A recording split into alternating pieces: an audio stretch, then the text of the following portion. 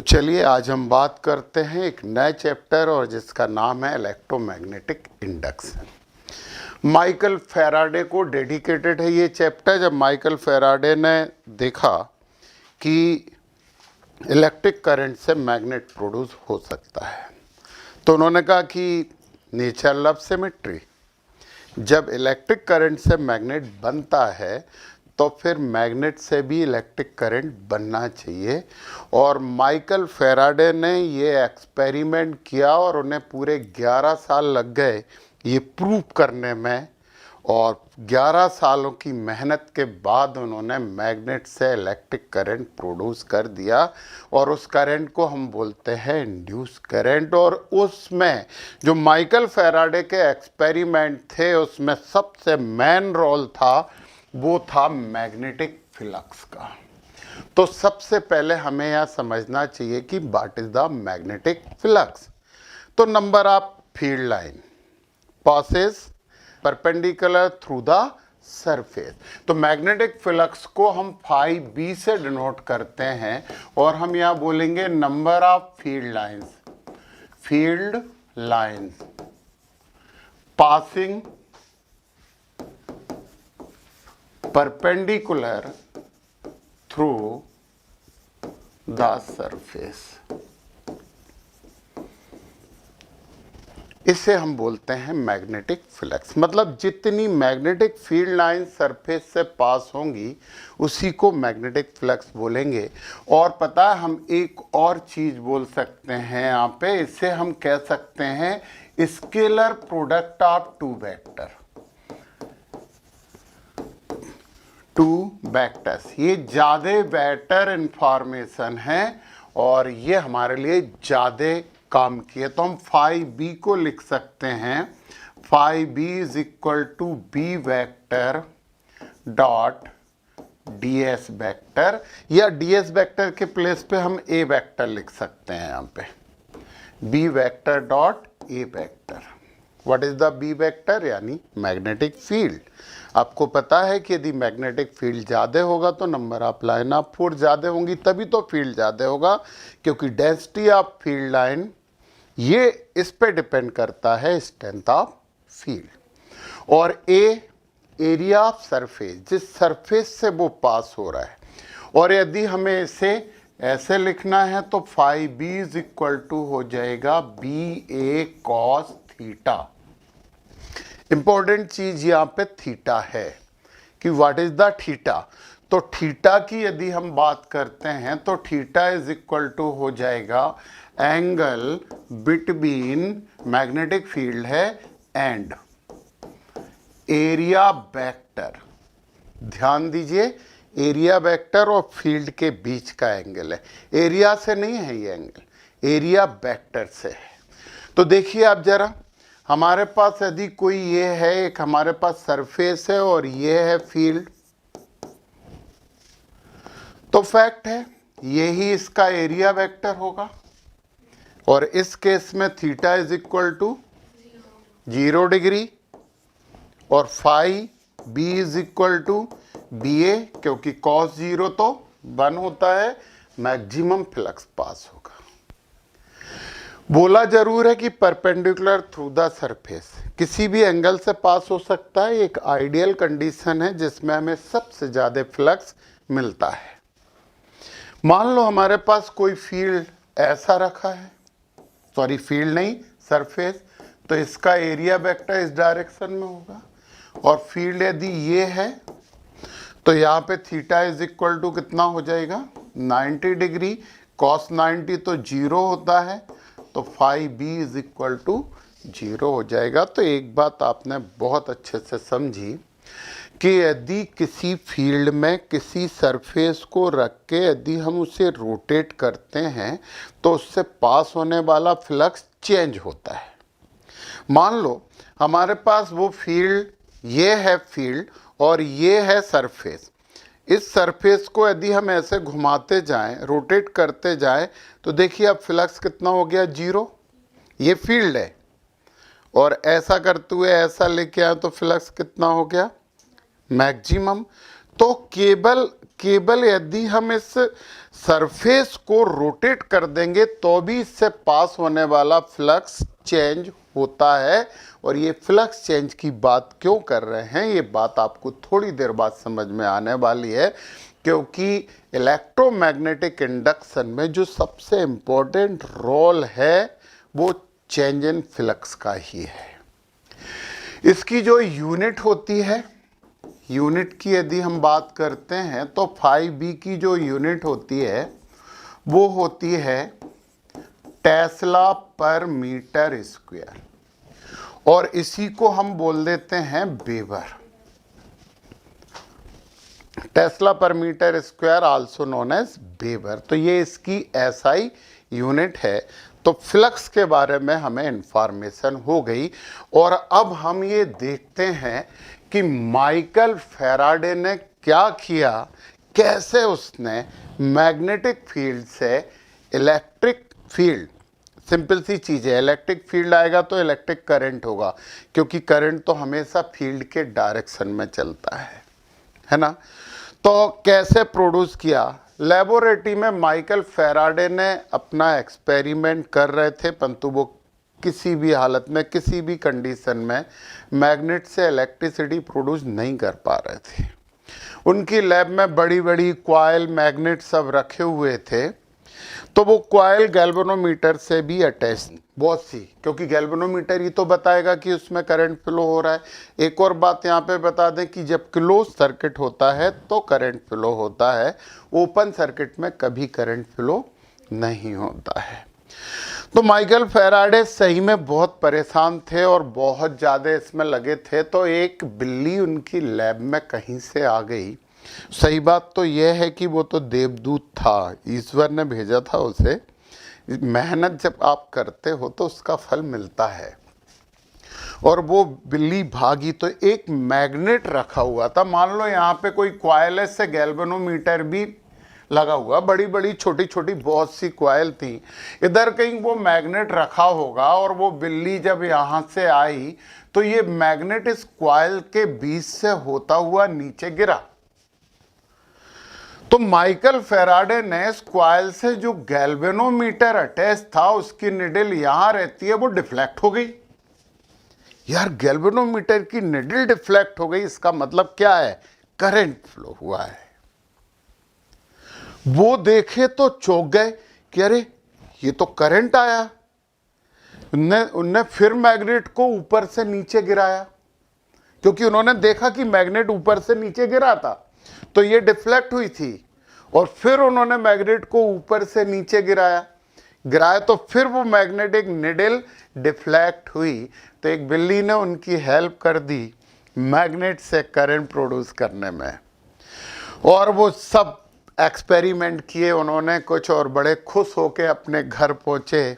उन्होंने कहा कि ये इन्फॉर्मेशन अपनी मिसेस को देता हूँ, और ये कोई ज़रूरी नहीं है कि जो बात बता रहे हैं सही है कि गलत है, आप इसे सोशल मीडिया वाली चीज़ मान सकते हो। हमने एक बुक में पढ़ा है ये कि जब वो घर पहुँचे और चूँकि 11 साल से वो इतने ज़्यादा इसमें बिजी थे तो थोड़ा सा मेमोरी बाहर की कम हो जाती। जब आप एक जगह कंसंट्रेट होते हो तो दूसरी जगह की मेमोरियाँ वीक हो जाती हैं, मेमोरियाँ नहीं मेमोरीज़, ठीक है ना।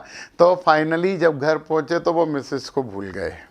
11 साल से लैब में थे, तो उन्हें लगा कि ये महिला कुछ पहचानी है, और वो एक शरीफ आदमी थे। तो उन्होंने कहा कि माफ़ करिए बहन जी, आपको पहले कहीं देखा है अपनी मिसेस। तो उसके हाथ में कचरे की बाल्टी थी, वो पूरी की पूरी माइकल फैराडे के सिर पर डाल दी उन्होंने। माइकल फैराडे अरे गुड गुड गुड, पहचान गया, ये काम मेरी बीवी के अलावा कोई नहीं कर सकता। इतनी बड़ी डिस्कवरी का ऐसा इनाम तुम्हारे अलावा कोई नहीं दे सकता था। तो फाइनली हम इसकी सत्यता की बिल्कुल गारंटी नहीं ले रहे हैं कि ये बिल्कुल सच है, परंतु कहीं पढ़ा है हमने। तो फिर माइकल फैराडे ने कुछ एक्सपेरिमेंट किए, और उन्होंने एक्सपेरिमेंट से यहाँ पे EMI, इलेक्ट्रोमैग्नेटिक इंडक्शन। सीधी सी बात है कि मैग्नेट से इलेक्ट्रिक फील्ड बनेगा, इलेक्ट्रिक फील्ड से तो मैग्नेट बनता है, फिर मैग्नेट से इलेक्ट्रिक फील्ड बनता है। यार ये ही कॉन्सेप्ट से तो इलेक्ट्रोमैग्नेटिक वेव सन से हमारे पास तक आ जाती हैं। दोनों फील्ड एक दूसरे को बनाते रहते हैं, मोटिवेट करते रहते हैं और चलता रहता है। तो फाइनली माइकल फैराडे ने एक कॉइल ली और कॉइल को गैल्वेनोमीटर से इन्होंने कनेक्ट किया, और जब उन्होंने मैग्नेट को इसके पास लेके आए, जब तक मैग्नेट रेस्ट में था इस कॉइल में कुछ नहीं हो रहा था, परंतु अभी टच भी नहीं किया है उन्होंने मैग्नेट को। जब हम वो कॉइल में लेके आए तो गैल्वेनोमीटर में डिफ्लेक्शन हुआ और इसमें इस डायरेक्शन में डिफ्लेक्शन मिला। जब हम कहाँ ला रहे हैं, नॉर्थ पोल कॉइल के पास लेके आ रहे हैं। फिर उन्होंने दूसरा एक्सपेरिमेंट किया मैक्सवेल ने, और उन्होंने क्या किया कि इस नॉर्थ पोल को इस बार उन्होंने मोशन अपोजिट डायरेक्शन में दिया। जब मोशन अपोजिट डायरेक्शन में दिया तो उन्होंने देखा कि गैल्वेनोमीटर का डिफ्लेक्शन भी चेंज हो गया, बट डिफ्लेक्शन था। फिर उन्होंने दूसरा एक किया। अब उन्होंने नॉर्थ पोल के प्लेस पे क्या लेके आए, साउथ पोल। जब साउथ पोल पास लेके आए तो उन्होंने देखा कि पास आने में इसमें जो करंट की डायरेक्शन है वो नॉर्थ पोल के दूर जाने वाली है। मतलब इसमें जो डायरेक्शन ऑफ करंट आई वो ये आई।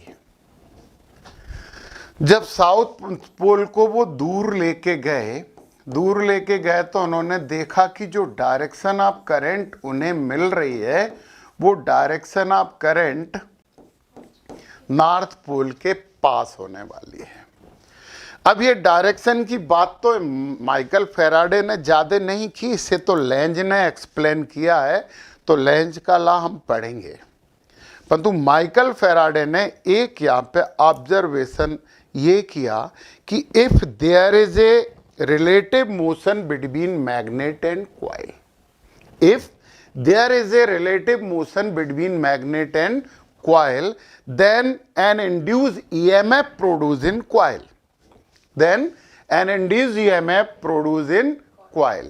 कब? When there is a relative motion.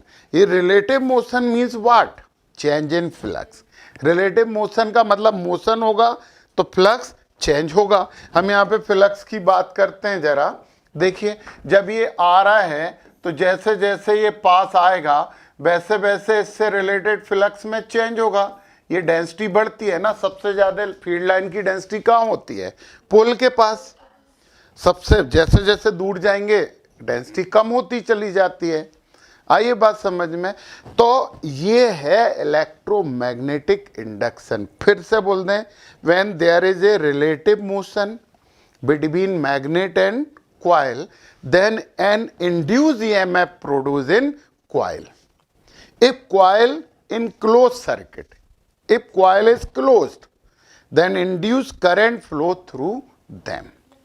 Current तो तभी फ्लो होता है जब वो क्लोज हो। ईएमएफ तो आपको पता है कि ओपन सर्किट में रहता है। Maximum potential difference is called EMF. तो ये माइकल फैराडे के 4 एक्सपेरिमेंट थे और यहां से इन्होंने डिस्कवर कर दी इलेक्ट्रोमैग्नेटिक इंडक्शन। और फिर माइकल फैराडे ने 2 रूल दिए। माइकल फैराडे ने इलेक्ट्रोलाइसिस से रिलेटेड भी अपने रूल दिए हैं। कुछ लोग 3 बोलते हैं, कुछ लोग 2 बोलते हैं। आप लोगों ने इलेक्ट्रोकेमिस्ट्री में माइकल फैराडे के इलेक्ट्रोलाइटिक लॉ पढ़े होंगे। तो ये इलेक्ट्रोलाइटिक नहीं है, ये इलेक्ट्रोमैग्नेटिक इंडक्शन के लॉज हैं, कंफ्यूज मत हो जाना। माइकल फैराडे का जितना रोल यहाँ पे फिजिक्स में है उतना ही रोल केमिस्ट्री में इसलिए हो जाता है कि cell is the source of EMF. तो सेल भी तो इलेक्ट्रिसिटी है, परंतु सेल से जो करंट मिलती है वो करंट माइकल फैराडे वाली करंट तो नहीं है।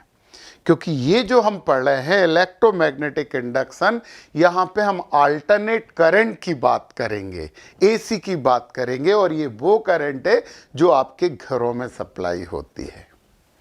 समझ गए?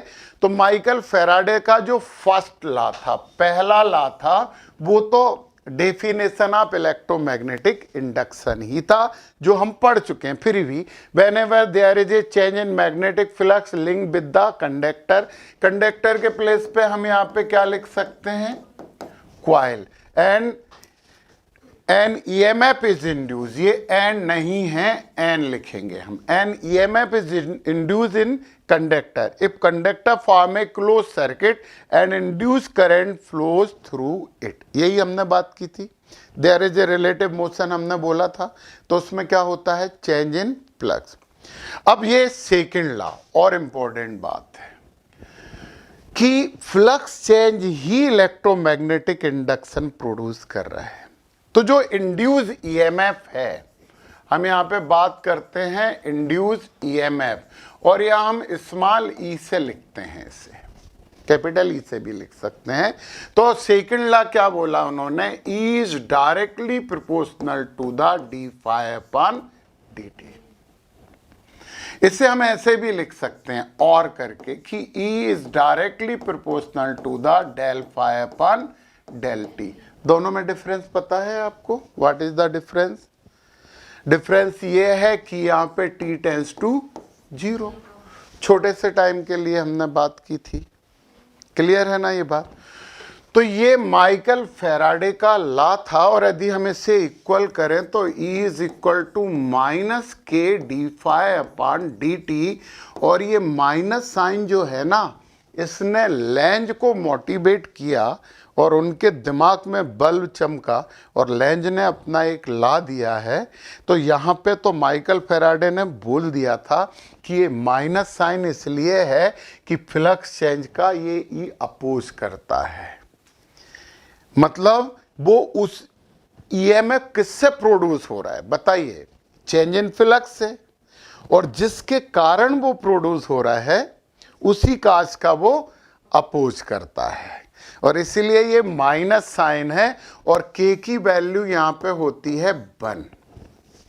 तो हमारे पास सीधा आ जाता है E is equal to minus d phi upon D t. कोई प्रॉब्लम है? समझ में आई ये बात? ये माइकल फैराडे का सेकेंड लॉ है कि induce EMF is directly proportional to the rate of change in flux. The magnitude of induced EMF is directly proportional to rate of change in flux. अब यहाँ पे ठीक है, ये वाली बात हमने कर ली है।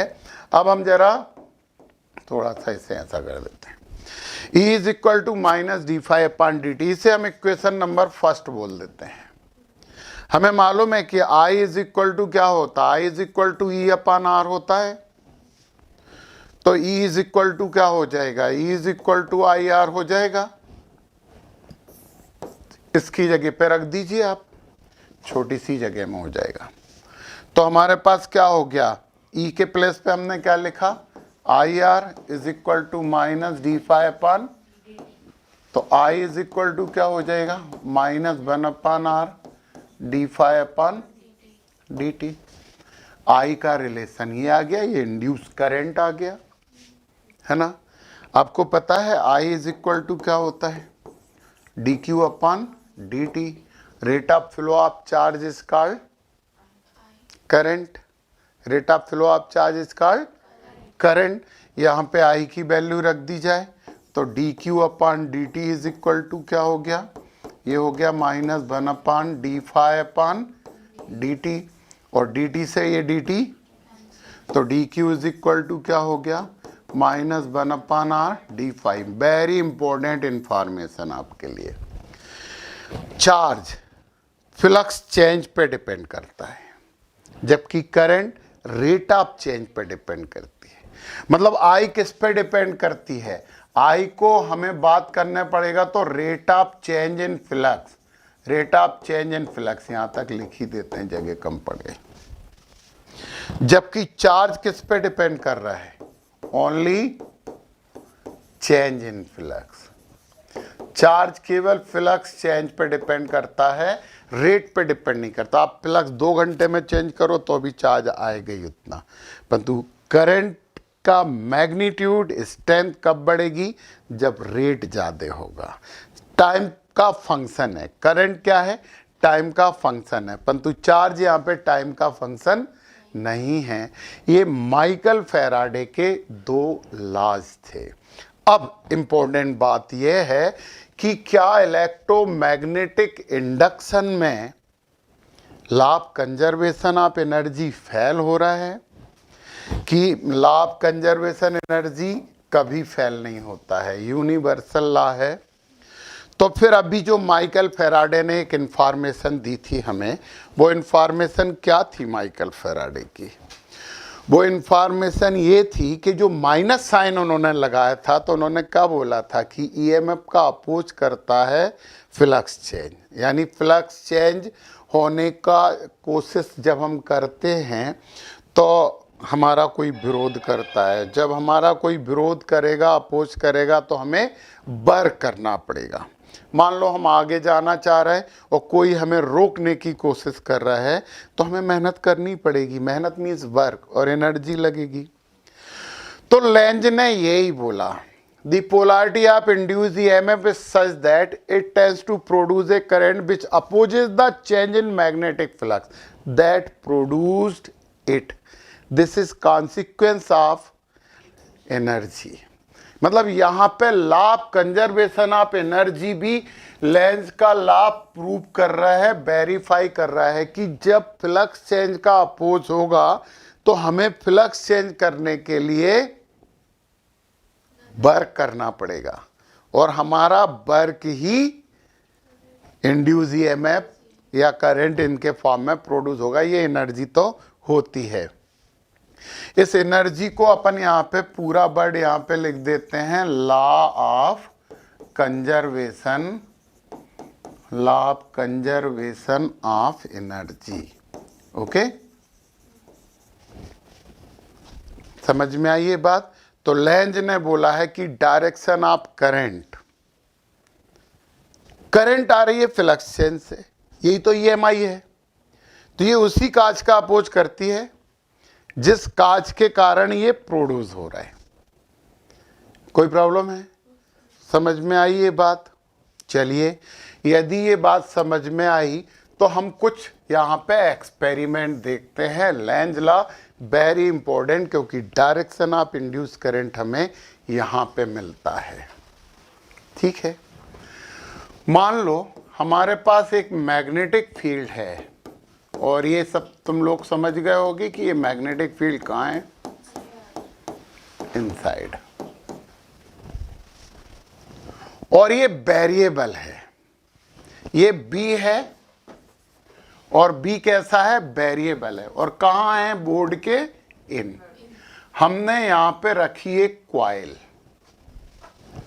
और अब हम पहले केस में, केस ए में, हम बी को क्या कर रहे हैं? बी को इंक्रीज कर रहे हैं।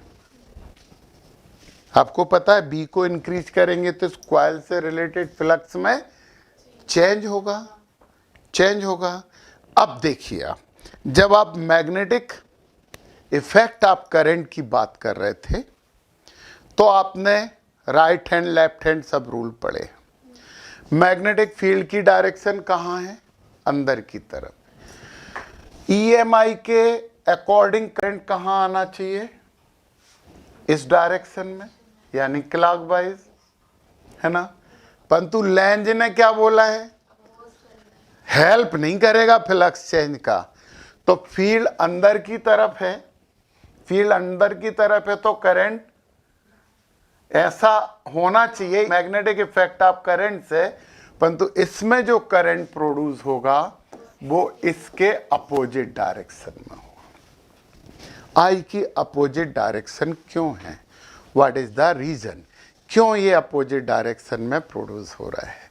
क्योंकि वो फ्लक्स चेंज का अपोज करेगा। हमारी बात समझ में आई? Oppose according to law of conservation. यदि अपोज नहीं करेगा तो हम तो इतनी सारी ये इलेक्ट्रिसिटी प्रोड्यूस करके दुनिया जला देंगे। नेचर लव सिमेट्री, हमने पिछली क्लास में पढ़ा, ये हमेशा याद रखना कि ऐसा कोई भी नेचर काम नहीं करती जिससे कि पूरा यूनिवर्स डिस्ट्रॉय हो जाए, खत्म हो जाए। हमारी बात समझ में आई? तो फाइनली ये अपोज करता है तो वर्क होता है, मैकेनिकल वर्क हमें करना पड़ता है और उस वर्क के कारण इंड्यूस करंट प्रोड्यूस होता है। आइए बात समझ में। चेंज होगा तो ही। अब एक इंपॉर्टेंट बात है, there is no any change in flux through the coil, no induce EMF, यानी EMF till change in flux कब तक रहेगा? जब फ्लक्स चेंज होता रहेगा। No any change in flux, no induce EMF, no induce current. समझ में आई ये बात? चेंज इन फ्लक्स पे ही सब कुछ डिपेंड कर रहा है। हमारी बात बहुत अच्छे से क्लियर हुई है? समझ में आया ये बात? मान लो हमारे पास ये सेकंड एक्सपेरिमेंट की बात करते हैं, हमारे पास एक करंट यहाँ पे फ्लो हो रहा है। आपको पता है कि किसी कंडक्टर में यदि करंट फ्लो होता है तो उसके चारों तरफ मैग्नेटिक फील्ड तो बनेगा, ठीक है। यहां पे हमने रखी है एक कॉइल, क्लोज है तो ही करंट फ्लो होगा। अब ये करंट यूनिफॉर्मली इसमें पास हो रहा है, तो इसमें इंड्यूस करंट किस डायरेक्शन में? कोई इंड्यूस करंट नहीं आएगा यदि आई कैसा है? यूनिफॉर्म। आई यूनिफॉर्म है तो no any change in flux through coil. ये कॉइल है, यूनिफॉर्म करंट होगा तो यूनिफॉर्म मैग्नेटिक फील्ड बनेगा, किसी भी हालत में कभी भी नहीं होगा, कोई इंड्यूस करंट नहीं आएगा। चलिए ठीक है, अब हम सेकंड एक्सपेरिमेंट की ही बात कर रहे हैं। ये आई है और ये कॉइल है, इसमें आई करंट फ्लो हो रहा है, ये हमारी कॉइल है। अब आई हो रहा है इंक्रीज, आई हो रहा है increase with respect to time. अब बताइए कि इसमें इंड्यूस ईएमएफ किस डायरेक्शन में आएगा? क्लॉकवाइज, पक्का? आई इंक्रीज हो रहा है, आपको पता है कि इसका मैग्नेटिक फील्ड यदि यहां बनेगा तो कैसा बनेगा? ये करंट फ्लो हो रहा है, ये फील्ड ऐसे हाथ रख के नहीं देख सकते, ये करंट फ्लो हो रहा है और फिंगर कहाँ जाएंगी? अंदर। तो फील्ड कहाँ है? इनवर्ड है ना। फील्ड कहाँ बनेगा? यहाँ पे इनवर्ड बनेगा, और फील्ड इनवर्ड इंक्रीज हो रहा है तो डायरेक्शन ऑफ करंट कहाँ होगी बताओ? इसके अपोजिट, है ना। हमने देखा फील्ड ये है तो मैग्नेटिक इफेक्ट ऑफ करंट से ये फील्ड है तो करंट ऐसी होनी चाहिए, परंतु ये एमआई में लेंज के लॉ से तो अपोज हो जाएगा। तो इसमें जो डायरेक्शन ऑफ करंट होगी वो किस डायरेक्शन में होगी बताइए? समझ में आई ये बात? अगली बार कंफ्यूज होने पे फाइन लगा दिया जाएगा। चलिए एक और देखते हैं, ये ही करंट है और ये ही कॉइल है, और यहां पे आई कैसी हो रही है? डिक्रीज हो रही है with respect to time, time के रिस्पेक्ट में आई डिक्रीज हो रही है। तो फैक्ट है कि अंदर वाला फील्ड कम हो रहा है तो वो कम होने का अपोज करेगा, अब कम नहीं होने देगा। यहां बढ़ रहा था तो इंक्रीज होने का अपोज कर रहा था, तो करंट ऐसी हो रही थी। अब फील्ड कम हो रहा है तो कम होने का अपोज करेगा। अब आप ये वाला ला मत लगा देना, अब आप देख रहे हो कि अंदर वाला फील्ड कम हो रहा है, कम हो रहा है तो ही करंट आ रहा है। यहां फील्ड इंक्रीज हो रहा था तो इंड्यूस करंट आया था, आई इंड्यूस। यहां पे कम होने की वजह से आ रहा है तो वो अपोज कर जाएगा। यहां पे रूल लगाओगे तो गड़बड़, परंतु आप देखो कि अंदर की तरफ कम हो रहा है तो वो कोशिश करेगा कि अंदर की तरफ कम ना हो, और इस केस में डायरेक्शन ऑफ करंट कैसा होगा, ये आई इंड्यूस ऐसा होगा।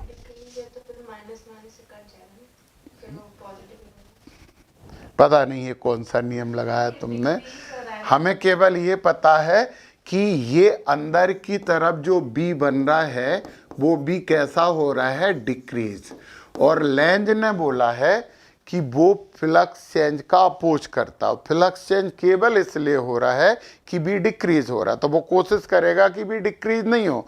डिक्रीज नहीं हो तो उसे इंक्रीज करने की कोशिश करेगा। इंक्रीज करने की कोशिश में उसे क्लॉकवाइज करंट फ्लो करना पड़ेगा, तभी तो वो फ्लक्स इंक्रीज होगा, है ना। इंक्रीज हो रहा था तो वो डिक्रीज करने की कोशिश करेगा कि इंक्रीज नहीं हो, तो उसका विरोध करेगा। वो विरोध करेगा तो वो मैग्नेटिक इफेक्ट ऑफ करंट से उल्टा लग जाएगा। और यहाँ पे वो सपोर्ट करेगा, सपोर्ट नहीं, यहाँ पे भी विरोधी करेगा। वो अंदर वाले फील्ड को डिक्रीज नहीं होने देगा। डिक्रीज नहीं होने देगा तो वो अपने, आपको पता है कि ये करंट जो रहता है, ये करंट अंदर की तरफ फील्ड बनाता है मैग्नेटिक इफेक्ट में, तो वो अंदर की तरफ बना के ताकि ये कम नहीं हो। हमारी बात समझ में आई? बहुत अच्छे से समझ में आई। अब दो एक्सपेरिमेंट हम यहाँ पे और कर रहे हैं। ये करंट उल्टा कर देंगे तो तुम कर ही लोगे ना, उसमें तो कोई प्रॉब्लम है ही नहीं, सिंपल सी बात है। दो और एक्सपेरिमेंट की बात कर रहे हैं हम, छोटी सी जगह है परंतु कर रहे हैं। ये है हमारे पास एक कॉइल, यहां से हमने एक मैग्नेट को फ्रीली नीचे छोड़ा इस डायरेक्शन में। इस मैग्नेट का जो नीचे गिरने में, आपको पता है कि ग्रेविटेशनल एक्सेलरेशन वर्क करेगा, तो क्या ये मैग्नेट जी एक्सेलरेशन से नीचे गिरेगा कि जी से ज्यादा एक्सेलरेशन लगेगा कि जी से कम एक्सेलरेशन लगेगा? बताओ जरा हमें। और एक और बना रहे हैं, ये हमने रखा एस और एन, इस मैग्नेट को भी इस कॉइल के बीच से गिरा रहे हैं, फ्रीली छोड़ रहा है वहां से ठक। तो वो मैग्नेट ये वाला जी से ही गिरेगा, क्योंकि कोई भी चीज छोड़ेंगे तो ग्रेविटेशनल एक्सेलरेशन स्मॉल जी वर्क करेगा। तो बताइए, इस केस में ये केस फर्स्ट है और ये केस सेकंड है, और ये आपकी कॉइल है, ये फ्री फॉल हो रहा है, ये फ्री फॉल हो रहा है दोनों में। अब बताइए जरा जल्दी से, केस फर्स्ट में क्या होगा? फर्स्ट में एक्सेलरेशन की बात करिए केवल कि वो जी से बड़ा होगा, जी से कम होगा कि जी के बराबर होगा। ये इसके लिए एक्सेलरेशन जी से बड़ा होगा। तुम बताओ, छोटा होगा कि बराबर होगा? कुछ नहीं होगा। आप बताइए मैडम। बड़ा होगा। ओके, अच्छा ये फर्स्ट में तुमने ये बोल दिया, सेकंड के लिए बताओ। कुछ नहीं होगा कि बड़ा ही होगा? इसमें कम होगा, पहले वाले में बड़ा होगा। Okay okay okay okay. आप एक बात बताइए, जब मैग्नेट या नीचे गिरेगा तो इस कॉइल से रिलेटेड फ्लक्स में चेंज आएगा? कॉइल से रिलेटेड फ्लक्स में चेंज आएगा कि नहीं, हमें बताइए सबसे पहले। तो कॉइल से रिलेटेड यदि फ्लक्स में चेंज आएगा तो एक मैग्नेटिक फील्ड उससे बनेगा। तो कौन सी डायरेक्शन में करंट इसमें फ्लो होगा ये बताइए। इंड्यूस करंट तो आएगी ही, तो इंड्यूस करंट की डायरेक्शन क्या होगी? वो इसके गिरने का अपोज करेगी। अब समझिए जरा, आपने गलत आंसर दिए हैं। इसे गिरने का अपोज करेगी, इसमें जो इंड्यूस करंट आएगी वो इसके गिरने का अपोज करेगी। समझ में आई ये बात? क्योंकि जब ये मैग्नेट इस कॉइल से होके गिरेगा नीचे तो इस कॉइल से रिलेटेड फ्लक्स इंक्रीज होगा, तो इसमें इंड्यूस करंट आएगा। इंड्यूस करंट की डायरेक्शन ये होगी, इसकी इससे इसके अकॉर्डिंग ये होनी चाहिए, परंतु उल्टी होगी। तो ये इस डायरेक्शन में क्या आएगा, आई इंड्यूस आएगा, और इस डायरेक्शन में मैग्नेटिक फील्ड कहां बनाएगी, कॉइल ऊपर की तरफ। ये बी बना रही है कौन, कॉइल। ये नीचे आ रहा है, ये ऊपर लग रहा है, तो इसके गिरने का अपोज करेगा कि नहीं, तो जी कम हो जाएगा कि नहीं, हो जाएगा कि नहीं। हाँ, ए इज लेस देन जी, मतलब सीधी सी बात है कि जी क्या हो रहा है, जी डिक्रीज हो रहा है। इसमें बताओ, कॉमन सेंस तो यहां पे भी लगना चाहिए, इसमें भी डिक्रीज होगा, इसमें भी डिक्रीज होगा। ये फील्ड ऐसा रहता है, तो इसमें जो डायरेक्शन ऑफ करंट आएगी वो इस तरफ आएगी। इसमें भी किसी भी हालत में ए इज लेस देन जी, वो इसका भी गिरने का अपोज ही करेगा, फील्ड इसका भी गिरने का अपोज करेगा। दोनों के ही टाइम क्या हो जाएगा, जो दोनों में ही दी क्या हो जाएगा, डिक्रीज हो जाएगा। कोई प्रॉब्लम है। अब कुछ इंपॉर्टेंट बातें ध्यान से सुनो।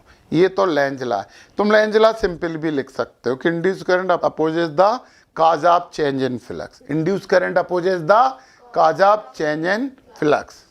तो हमें चेंज फ्लक्स करने के लिए वर्क करना पड़ता है, वर्क करना पड़ता है, तो फिर वो ही वर्क इलेक्ट्रिकल एनर्जी के फॉर्म में प्रोड्यूस हो जाता है।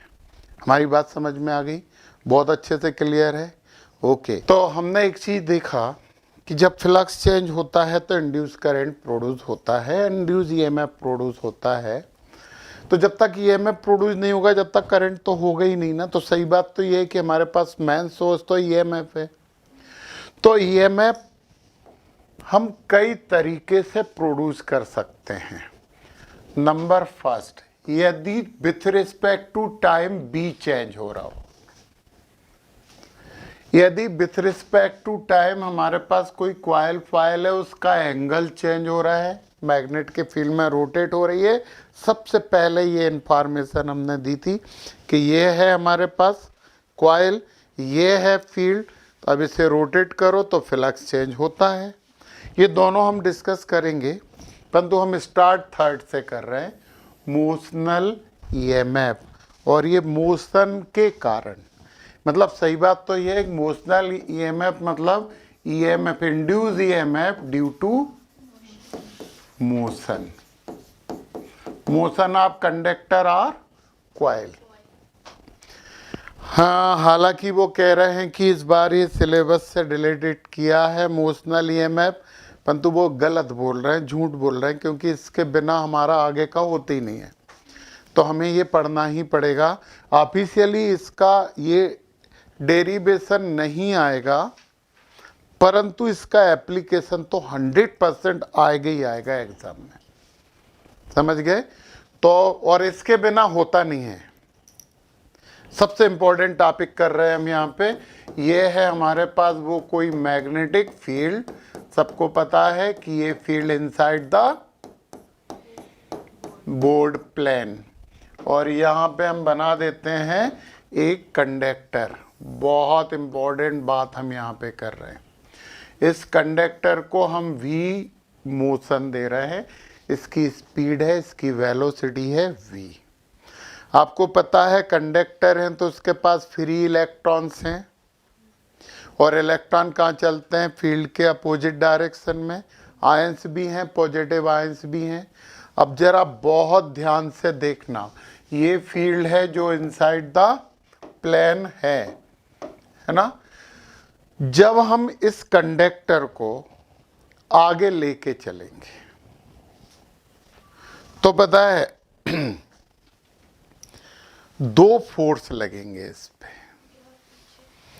एक तो मैग्नेटिक फील्ड है ये, उसके कारण लगेगा, और एक इलेक्ट्रिक फील्ड डेवलप होगा, उसके कारण लगेगा। क्यों? ध्यान से सुनिए कि जब हम इसे आगे लेके चल रहे हैं तो इसके अंदर के जो इलेक्ट्रॉन हैं, इसके अंदर के जो इलेक्ट्रॉन हैं वो इसके अंदर एक इलेक्ट्रिक फील्ड प्रोड्यूस हो जाएगा और उसके कारण कहां चलेंगे वो, फील्ड की डायरेक्शन में। समझ गए ना। अब आप देखिए मैग्नेटिक फोर्स कहां लगेगा, मैग्नेटिक फोर्स निकालना बहुत इंपॉर्टेंट बात है, छोटी सी चीज है परंतु बहुत ध्यान से समझना है। आप राइट हैंड लीजिए, आप फिंगर कहां करेंगे, आपकी फिंगर जो है डायरेक्शन ऑफ बी, थंब क्या है आपका, डायरेक्शन ऑफ वी। तो फोर्स कहां लगेगा, परपेंडिकुलर अपवर्ड फ्रॉम पंप। मतलब किस पे लगेगा, किस पे लगेगा, पॉजिटिव चार्ज पे लगेगा, है ना, पॉजिटिव चार्ज पे निकालते हैं। तो यहां पे वो फोर्स लगेगा, ये एफएम हो जाएगा। पॉजिटिव चार्ज जब ऊपर जाएंगे तो फैक्ट है कि नेगेटिव चार्ज कहां आएगा, कौन लेके आएगा उसे, इलेक्ट्रिक फील्ड। समझिए बहुत जरूरी है, जब पॉजिटिव चार्ज पे ऊपर फोर्स लग रहा है तो अंडरस्टूड है कि नेगेटिव चार्ज फील्ड की डायरेक्शन में चलता है ना।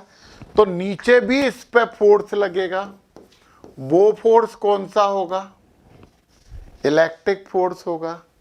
अब क्या होने वाला है, इसके बाद क्या होने वाला है, हम अकेली रॉड बना रहे हैं, ऊपर क्या हो जाएगा और नीचे क्या हो जाएगा। यार ये जो रॉड है ये क्या हो जाएगी, बिकम ए बैटरी। मतलब ये तो ये बन जाएगा, ये प्लस और नीचे, समझ में आई ये बात। हम इसे आगे लेके चलेंगे, ये होता रहेगा जब इक्विलिब्रियम आएगा, इन इक्विलिब्रियम मतलब अब इलेक्ट्रॉन एक्युमुलेट होना बंद हो जाएंगे, ट्रांसफर होना बंद हो जाएंगे, एक लिमिट तक होगा सब। तो उस कंडीशन में क्या होगा, F E become equal to the F M.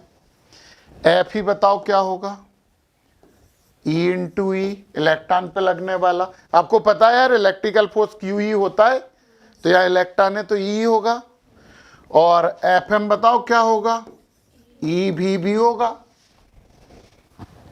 ई भी साइन थीटा होता है, साइन थीटा क्यों नहीं होगा, क्योंकि सब एक दूसरे के परपेंडिकुलर है। देखो पूरे एक दूसरे के परपेंडिकुलर है, वेलोसिटी फील्ड के परपेंडिकुलर है, फोर्स फील्ड के, है ना। तो साइन थीटा तो बन हो जाएगा। ई इलेक्ट्रिक फील्ड है, ई से ई इज इक्वल टू कितना आ गया, भी। कोई प्रॉब्लम है, सिंपल सी बात है परंतु बहुत अच्छी बात है कि बैटरी बन गई। आप एक कंडक्टर को फील्ड में लेके चलो तो वो कंडक्टर बैटरी बन जाता है, सोर्स ऑफ ईएमएफ बन जाता है। रीजन क्या है, मैग्नेटिक फोर्स ऊपर लग रहा है तो पॉजिटिव पे लग रहा है, तो अंडरस्टूड है नेगेटिव नीचे जाएंगे। किसके वजह जाएंगे, जब फील्ड बन रहा है तो प्लस से माइनस फील्ड होता है, तो माइनस वो चलेंगे डायरेक्शन में, उसमें इलेक्ट्रॉन नीचे चले गए, क्योंकि इलेक्ट्रॉन तो हमेशा फील्ड की डायरेक्शन में ही चलते हैं ना, पक्का। माइनस से निकल के प्लस की तरफ जाते हैं ना।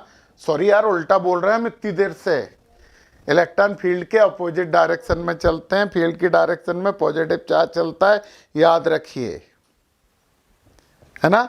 इलेक्ट्रॉन माइनस से प्लस की तरफ चलते हैं, करंट प्लस से माइनस की तरफ चलता है। समझ गए ये बात।